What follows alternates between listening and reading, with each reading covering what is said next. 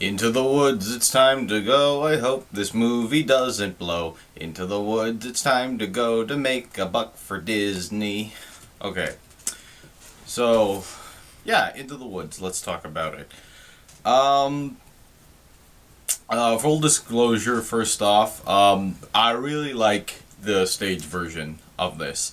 I'm a big fan of fairy tales, especially dark fairy tales, the original ones where people's limbs get cut off and horrible things happen to children. I'm all over that. I love that stuff. And I think Into the Woods is probably one of the best written, smartest musicals pretty much ever. Like I can't think of anything that comes close to it in terms of how all these crazy plots work together, how everything kind of feeds off each other. Some of the darker themes in there, how there's consequences to everything. The way plot and character is advanced through the musical, like the numbers don't just stop the story dead in its tracks. It actually advances the story, lets you know what the characters are thinking. You see their thought processes. uh, they use the songs to question morality. It's just wonderful. Like the source material. Like if you're starting from a place and this is the source material you're using, it's pretty hard to screw up. And for the most part, they didn't. It's a very good. It's a faithful adaptation. It's they cut some stuff out. They made some changes. They made certain choices with the casting and the aesthetic and whatever. But it's a very faithful, very solid adaptation of this material. Um, so I didn't have the highest of expectations going into the film, just because there's a stage version, a Broadway version with Bernadette Peters as the witch, and that entire cast is good. If I can find a picture or something, I'll show you. But I mean, this is the definitive version for me. It's spot on. It's perfect, and I didn't think they were going to be able to top that, and they didn't. But it still is a very good effort, right? Like it's a very solid film. As I said before, it's well put together. The music is really good. The singing is really good. There's a lot of fun performances, fun choices that they made. So even though I knew they weren't going to get to that level as that stage version, it still did a very good job. I thought it was actually going to be a lot worse. I thought it was going to be. I mean, there was a chance this could have ended up being like the Les Miserables or something like that. It kind of looked like that in terms of the color palette. It's like, oh, well, this is the musical kind of for this year. But it wasn't that. It wasn't that at all. Kind of right off the bat, my main problem with this musical is something I saw in the trailer. When you see the trailer, you see the colors are very washed out, very muted. There's a lot of blank whites and grays, and the only thing I can think to compare it to is in the Lord of the Rings, right? When you first go to Hobbiton, everything's nice and green. There's blue skies. There's colorful food all laid out. Everything looks like a fairy tale. It looks lived in, but like a fairy tale. In Into the Woods, they make it look lived in, but it doesn't look like a fairy tale. And that's kind of my main problem with it. The colors are very washed out, very gray, very drab, very dark. The greens don't pop, even though they're in this wood. The greens and the browns, they don't pop. They're not vibrant. They're very muted. It's almost like they were going for a gritty, more realistic aesthetic. And in some ways, I can see where they're coming from. You see Jack and his mother, Jack from Jack and the Beanstalk, and his mother, and they live in this rundown barn. And unlike the stage version, the cow is real. It's a real milky white cow. And yeah, everything looks very kind of countryside, medieval, and I get it. I get where they're coming from with that. They want to make it look like, okay, this is a story that could have happened. It just would happen to have a witch living next door and giants and things like that. But it doesn't jive, because the thing about Into the Woods is it's very aware of the fact that it's a fairy tale, and the characters they very much live like characters in a fairy tale. Like they're not aware of the fact that they're fairy tale characters that much themselves, but the musical itself is very aware that it's a fairy tale. And when you see the stage version, I'm going to be saying that a lot, comparing it to the stage version, but I mean, come on, you compare it to the source material. But that had a very storybookish feel. You know, all the props are like big and like exaggerated. There's this like big fake cow. There are these like large boots for when the giant falls, and you know, all the costumes are very storybookish. I think the baker like even has a hat or whatever, and it doesn't look as lived in, but it definitely looks a little more fairy tale aesthetic, and that's what I really wanted, because it's just so drab, and it doesn't need to be. At the end, when everything's kind of gone dark and everything's gone wrong and giants are attacking and stuff, it's fine that it's dark and it's gray, and it actually looks a little more fairy tale-ish than the beginning scenes of the film, because you get some like twisted gnarled trees and stuff like that, which you really didn't get that much in the first part of the film at all. But you see, you need that contrast. You need that contrast of everything being bright and happy and all the skies being blue as opposed to washed out white, to give you, for that great, for everything to seem that much darker, right? And it really dropped the ball there, in my opinion. I know it's a subjective thing, but I really wish they had tried to make this look more like a fairy tale and less like a realistic movie. Another unfortunate side effect of that is the film kind of looks a bit cheap because of that. And I'll explain this in a minute. When I was younger, I used to film a lot of movies with my friends, and where we would go, because our locations were a bit strapped, is we'd go out to the woods a lot to film, because it looks beautiful to just go off into the woods and film. And that's what they did a lot of in this movie. It didn't look like there were a whole lot of sets. It looked like it's mostly locations and backdrops in this film. And that's a problem, because it looks like a film I could have, you know, just gone out to the woods and shot. I mean, obviously they have better cameras and better compositing and all that stuff, but I mean, I would have liked to have seen a nice wood set, you know? I mean, there were maybe a few, but I would have liked to seen a nice wood set with gnarled trees and overhanging branches and things like that. I don't know, it's just not as impressive of them just going out and shooting it in the woods. It's hard to, again, going back to Lord of the Rings, their set for Fangorn Forest was, again, it's got all these, it's dark, but it's got all these gnarled trees, and there's all these mossy greens and stuff like that, and these large roots all over the place, and it's clearly a set, but it's a very impressive set, and it was one that was so kind of impressive, and they would kind of shift it around so that, okay, you just put some trees here, put some trees there. They'd shift it around to like get different angles from inside Fangorn Forest, that people would actually get lost walking through it. And I wanted something more like that. Again, Lord of the Rings, perfect balance of being a lived-in kind of fairy tale. Into the Woods looks lived in, it doesn't look like a fairy tale, and for me that's a big problem. So that's the aesthetic of the film. Let's talk about, I guess, the main part, the casting and the singing. It's pretty much spot on. Honestly, all the singing is really, really good in this. There's a few missteps here and there, but not many. It's really solid in terms of the cast. It really, really is. A few missteps for me, and again, these are kind of minor things, is Chris Pine plays a prince, one of the princes, and he's not that good a singer, which wouldn't really be a problem, because his character is kind of goofy and over the top, and you can tell he's like hamming it up a bit and chewing the scenery, which I appreciated. I like the fact that there were characters in this who went full on, who weren't being very reserved. They were going over the top. They were having fun with their roles. Chris Pine was doing that.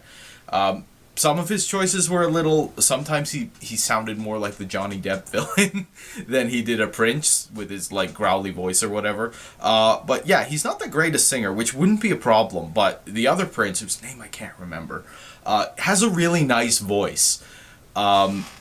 So when you have that contrast, they're singing a duet, basically. Like, you'll jump to, like, an actor trying to sing to somebody who actually can sing. And stuff like that is distracting.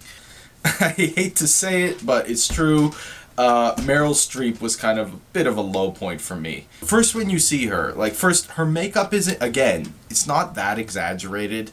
They do a little bit of lines. Her hair is blue for some reason, but it's not really, like, she doesn't look like a cartoonish witch. I guess I just wanted more, like, 80s makeup, like, what's that film? Princess Bride, you know, the Miracle Max and his wife, Billy Crystal, in there, and like that kind of crazy makeup. Like, I would have liked more of that for the characters. Again, that's an aesthetic thing. And even after her transformation, like, again, the makeup's not heavy, so when she transforms into a beautiful witch, she kind of looks the same. I hate to say it, but she kind of looks the same. I mean, they did a little bit of wrinkles under the eyes or whatever, but I mean, it's still Meryl Streep. Like, Rapunzel doesn't recognize her, and it's like, really? She kind of looks the same. She comes in and she does the witch rap, and it's a rap, right? So you're talk singing, but Meryl Streep wasn't even talk singing. She was just kind of talking, and there was music in the background. It didn't seem like she was doing anything in time, and that was the moment in the movie where I was kind of like, oh, I wonder if this is gonna suck. Because she just didn't feel like this witch character for me. The scene with her and Rapunzel, where she's singing to her, that was a very, very nice, intimate, emotional moment. And she's still belting it out, but with feeling kind of thing. Really nice number. That was a really nice number. It's almost like she kind of got into the role a little better later on, which is odd because they film movies out of order, but some of the scenes really worked, and like towards the end, like, her singing was really nice. Sometimes it just sounded like an actor yelling, because, I mean, she's not a singer, she's an actress, right? That's what she's known for. The character was a little off for me. She does sing well. She doesn't always sing well in this film. She can, but she doesn't always sing well in this film, and she doesn't always perform it well. I wanted her to go full witch in this, and she didn't. I wanted her to be, like, cackling and with fingers, and but, yeah, like, she wasn't like that in the first scene. In the second scene, you see her, she's hanging upside down on a tree, and it's just, it's weird. It's like, which performance are you going with, right? I wanted the crazy Meryl Streep, and she gets a little crazier throughout the film, but, yeah, just didn't do it for me. I can't remember his name. He's Craig from Doctor Who. He was the dad who didn't know how to take care of his baby in Doctor Who, and he's doing the same thing here. Pizza Boostelli, that's what I call him. That's who he's gonna be.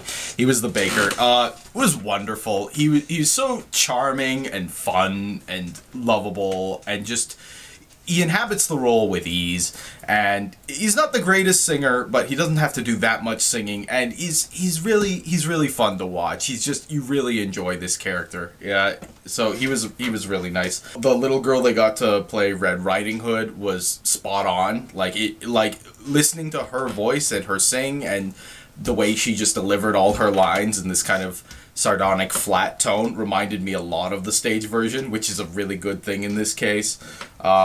Anna Kendrick has a beautiful singing voice. Of course, as Cinderella, she doesn't, some of her acting is a little, like, she mostly sings in it, so again, it's not really a problem, but some of the lines she delivers are a little flat, or like she's not really invested. Part of that's a pacing issue, I'll get into that later. Emily Blunt is great as the baker's wife. Johnny Depp, I thought, was perfect as the wolf. I'm just gonna say that. He went very, very kind of over it, like, it is what you think it is. Johnny Depp playing the wolf in this. He's got the crazy mustache, and he's got the shifty eyes, and he's creepy, but a lot of fun. He's just perfect in this. It's almost like when I knew he was coming, I started laughing, because it's like, I know what to expect, and that was exactly what I got. It was almost like seeing an old friend again, seeing Johnny Depp do a role like this. This is his bread and butter. He's having fun. He's good at it. He might have been one of the highlights of the movie for me. Generally, the cast, though, really solid. They did a very good job with casting most of the singers. Most of the songs are really nicely performed. Very lovely singing voices across the board. Certain cuts were made. Most of them I'm fine with. Some of them it's just kind of like, oh, I like that number, I wish that was there. Like, the reprise for Agony wasn't in there, and I kind of think the reprise is funnier than original Agony. They cut out the narrator.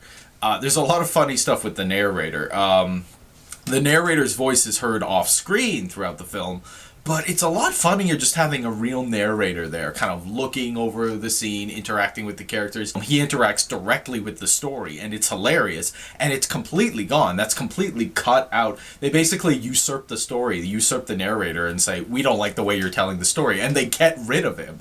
And it's freaking hilarious, but it's completely gone from this. Which, again, I will understand that, even though it's something I really like from the original. I understand why they would get rid of that for timing purposes and just to tighten things up. The only kind of stupid cut they made was they cut out the father character, the Baker's father character. He's an active character in the stage version, and he's almost completely cut out. But then he pops in at the end. The Baker runs off into the woods saying, I can't do this, leaves his kid behind.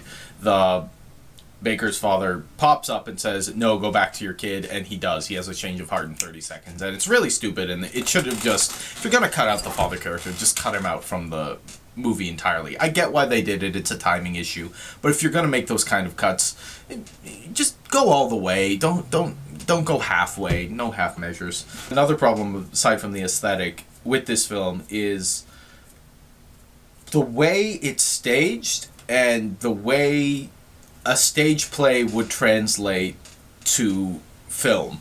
So the way Into the Woods works is characters keep running, bumping into each other in the woods. They're looking for different things. They have different quests. They're getting different items, and they're bumping into each other. They're losing things. They're losing track of each other. It's chaotic, and usually characters will run from off stage and say, "Oh, I almost got stepped on by a giant," or something like that. Right? Something that you obviously would be very difficult to show on stage. They just kind of tell you, and it's fine because the way the nature of theater works is it's back and forth and it's dialogue driven, so you can have your actors describe a lot of what's going on.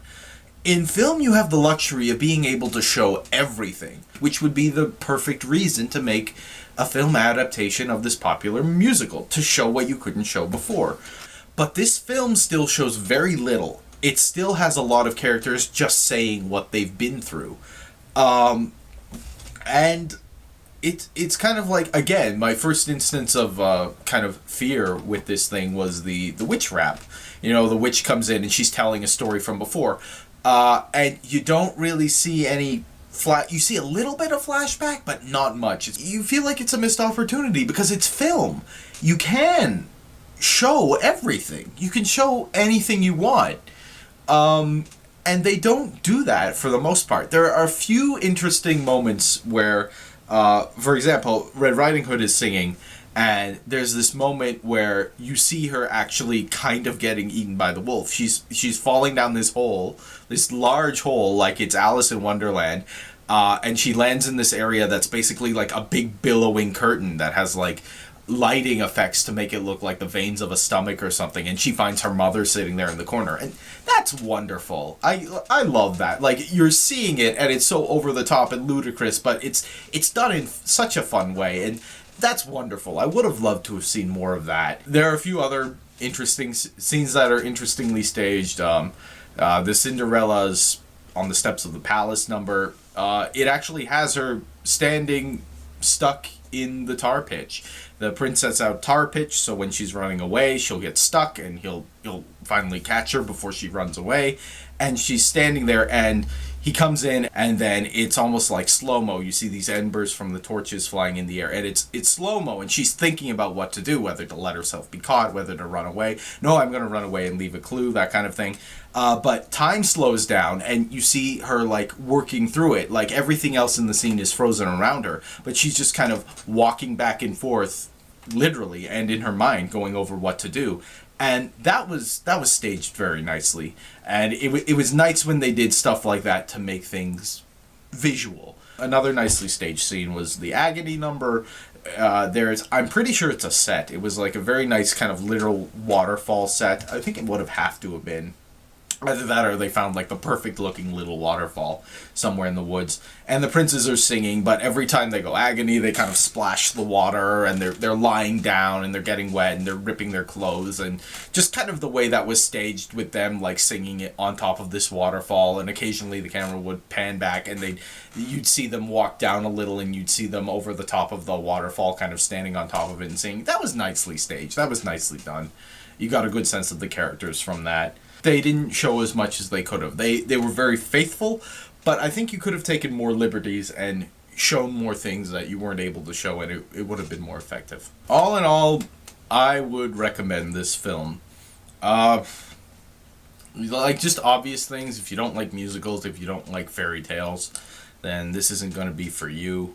If you like, I guess, kind of darker things that are kind of for kids but darker, which is kind of nice that this is. There were a lot of younger people in the audience, which I was surprised by at first, because the story goes to really dark places, and they're talking about some really big themes here about morality and the objectivism of that and stuff like that. But then I guess if you're taking your kid, the kid will just kind of get, oh, you know, fairy tales and bad things are happening, and I think they'll still understand it. But I mean, there's maybe that disconnect. But yeah, a lot of younger people in this one. Yeah, it's not gory, so I guess there's that. People do die, but people die in Disney films all the time. But it's not gory, so I guess, you know, there's that. And they do kind of tone down some moments, like the infidelity in the movie is just kind of a kiss, where in the stage play you see them like rolling around on the floor kind of thing, and you kind of get what's happened. You don't see toes or anything being hacked off. You see birds flying in when eyeballs are being pecked out, but they just say, oh, and then their eyeballs were pecked out. So it's not gory, so I get, like, kids can enjoy it, which I guess is a good thing. The one thing it kind of illustrated to me, because I haven't rewatched that musical in a very long time, is just kind of how solid the source material is, how well written the songs are, how interesting these ideas are, how the plot is so well woven together. And if you compare it to something like Les Miserables or Phantom of the Opera or whatever, right? There'll be like those classic numbers. It's like, oh, there's this classic number, and this is a big moment. This is a big moment. All the music in Into the Woods kind of sounds like it's one big long song. It sounds almost like every song is kind of a variation or an iteration or kind of a reworking of the piece that came before and the piece that's going to come after. It all flows together really nicely. Even like Agony, which is like this big over-the-top number sung by these two over-the-top characters, it's still kind of in the same vein. Like, all the music fits together really well. The music, the lyrics, the story, the fact that they're using these classic characters, that we jump into it, the kind of postmodernism with the narrator, all of that stuff. It's just, this movie showed me how great the source material is. It's the kind of thing where I do think back fondly on that stage version because it was just so well done, and it does make me want to see it again, but in a good way. It's not like I'm sitting there going, oh, well, I'm watching this when I could be watching something much better, which is the same thing but done better. It's like I see it and I realize how good the material was to begin with, and that's kind of what you want to do in an adaptation. You want to prove that this story deserves to be told again. This story deserves to be adapted into a new medium. That's the ultimate goal, because otherwise, you know, you're doing something that's anachronistic and something you never should have started with at all. But I mean, if you can prove to me just by kind of putting your best foot forward and showing me that, yeah, this source material, these numbers, these lyrics, these characters, this story, all is interesting, and I can still get that out of this new format, then you've succeeded. You've won. You've done what you've set out to do. You can maybe make an argument that it's kind of Disney's par for the course with their brand, you know, fairy tales, and this was popular, and they're doing that because it was popular, but a lot of effort's gone into it. It's been really well produced. Definitely, if this sounds at all interesting to you, go see it. It's a good film. It's not a Les Miserables at all. Thank goodness. It's a very good film. It's a very good adaptation of this material. Some changes, some problems, some hitches here or there. It's good. It's not great. It's not fantastic, but it's very good, very solid, very enjoyable. Definitely recommend. So go check it out. Happy New Year.